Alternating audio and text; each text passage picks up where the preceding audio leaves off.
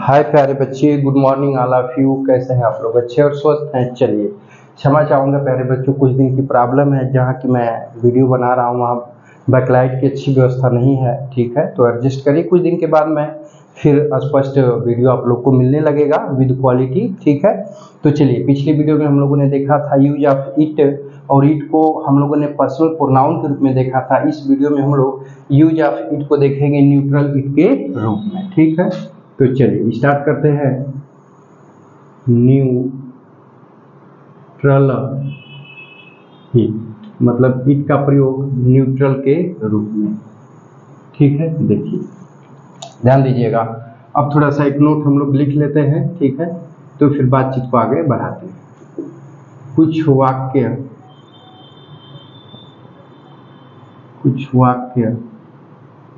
ऐसे भी होते हैं जिनके द्वारा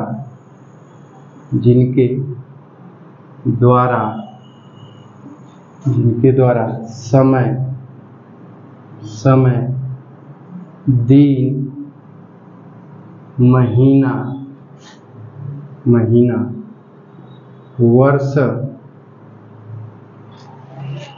वर्ष प्राकृतिक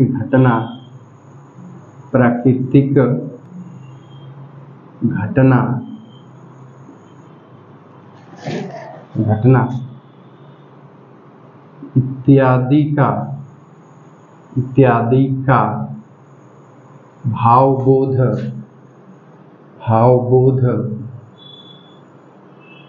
होता है, इत्यादि का भावबोध होता है। तो ऐसे वाक्यों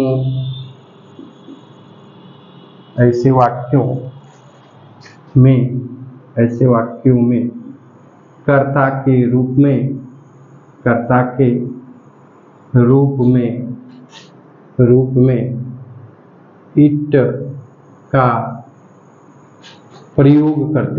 इट का प्रयोग करते हैं तथा इन वाक्यों में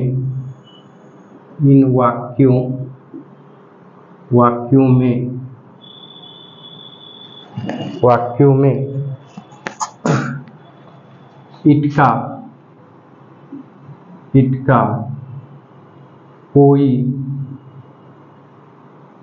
अर्थ नहीं होता है, ठीक है? इन वाक्यों में इट का कोई अर्थ नहीं होता है। चलिए प्यारे दोस्तों, स्क्रीनशॉट ले लीजिए, ठीक है? तो बातचीत को हम लोग आगे बढ़ाते हैं, ठीक है? अब कुछ एग्जाम्पल्स वगैरह देखते हैं।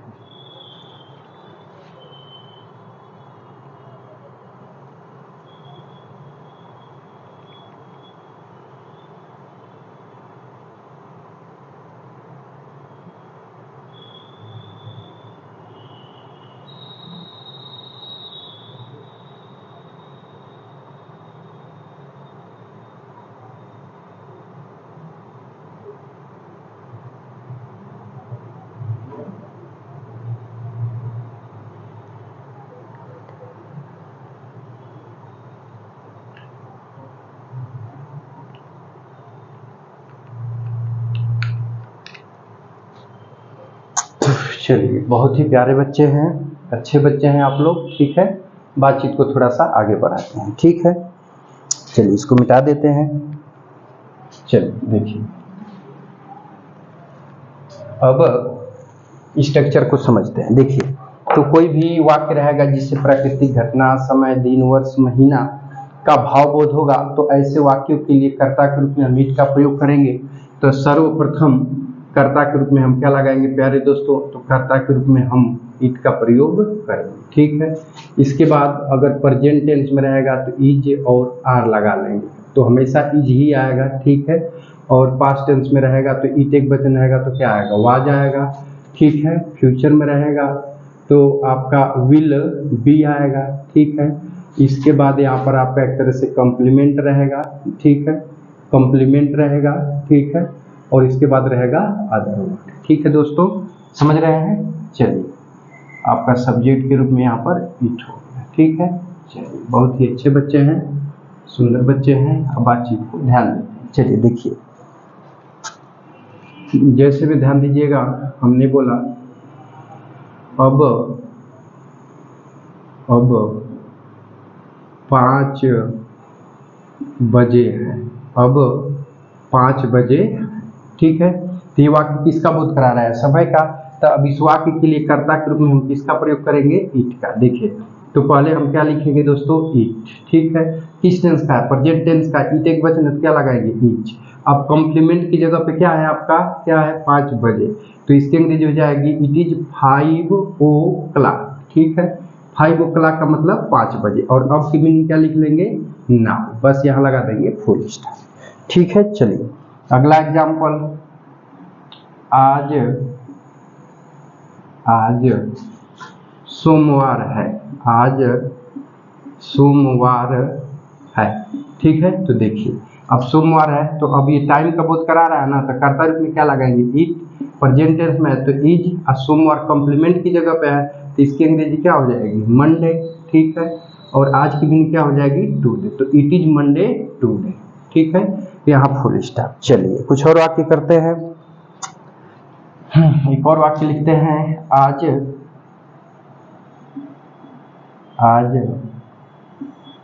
बहुत ठंडा है। ठीक है दोस्तों, तो देखिए, ठंडा गर्मी कैसी घटना है? प्राकृतिक घटना है। तो अब इस वाक्य के लिए भी कर्ता के रूप में क्या लगाएंगे? इट। तो इट हो गया। ठीक है, प्रेजेंट टेंस में है तो इज हो गया। बहुत ठंड कॉम्प्लीमेंट है, ये कॉम्प्लीमेंट है। ठीक है, तो वेरी कोल्ड। वेरी कोल्ड का मतलब बहुत ठंड। ठीक है, आज, तो आज की मीनिंग क्या हो जाएगी? तो हो जाएगी टुडे। ठीक है, बस यहाँ पे फुल स्टॉप। कोई दिक्कत नहीं ना है। चलिए अगले एग्जाम्पल की तरफ बढ़ते हैं। ठीक है दोस्तों, देखिए अगला एग्जाम्पल है जोर से वर्षा हो रही है। ठीक है, ध्यान दीजिएगा, कह रहा है कि जोर से वर्षा हो रही है। तो अब वर्षा होना भी प्राकृतिक घटना है तो कर्ता रूप में क्या लगाएंगे? इट। प्रेजेंट कंटिन्यूअस का है तो इज लगा देंगे। ठीक है, वर्षा होना की अंग्रेजी रेन होती है। ठीक है, और इसमें ing जोड़ के हम क्या कर लेंगे? रेनिंग कर लेंगे। जोर से की मीनिंग क्या हो जाएगी? हैवली। हैवली माने जोर से, हैवली। ठीक है प्यारे दोस्तों, चलिए समझ में आ रहा है। हैवली में वी के बाद आई रहता है दोस्तों। ठीक है, हैवली हो जाएगा। I am sorry.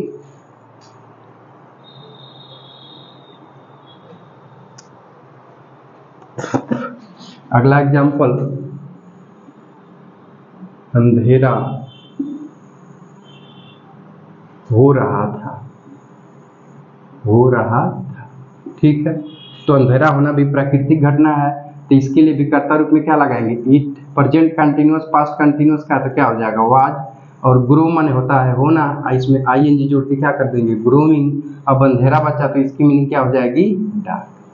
ठीक है दोस्तों, चलिए एक और करते हैं। जून का महीना था। ठीक है, जून का महीना था। ठीक है, चलिए, तो अब कर्ता रूप में क्या लगाएंगे? इट। पास्ट टेंस का वाक्य है तो क्या लगाएंगे? वाज। महीना का क्या हो जाएगा? The month. ठीक है, अब देखिए, हाइका की अंग्रेजी क्या आएगी? आ। और जून का क्या हो जाएगा? जून।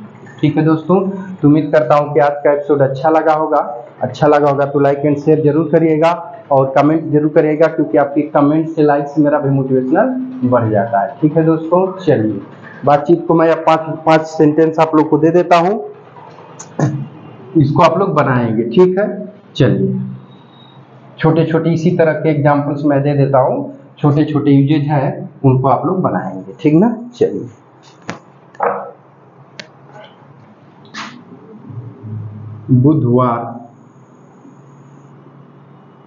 बुधवार का दिन था। ठीक है, दिन था। चलिए दूसरा एग्जाम्पल, दोपहर का समय था। ठीक है, संस्कृत सीखना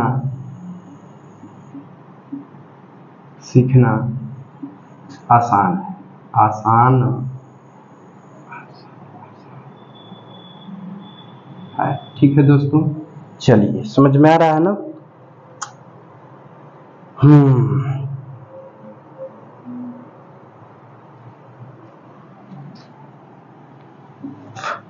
मेरी घड़ी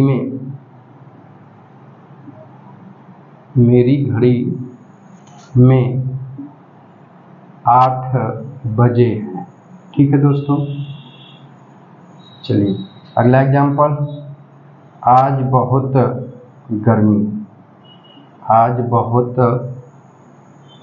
गर्मी है। ठीक है दोस्तों, चलिए कोई दिक्कत नहीं है। तो उम्मीद करता हूं कि आज का एपिसोड अच्छा लगा होगा। यदि अच्छा लगा होगा तो लाइक एंड शेयर जरूर करिएगा, और यदि आप हमारे यूट्यूब चैनल पर नए होंगे तो चैनल को सब्सक्राइब करके ऑल बटन को सेलेक्ट करके जरूर रखिएगा। चलिए, now thanks for watching the video.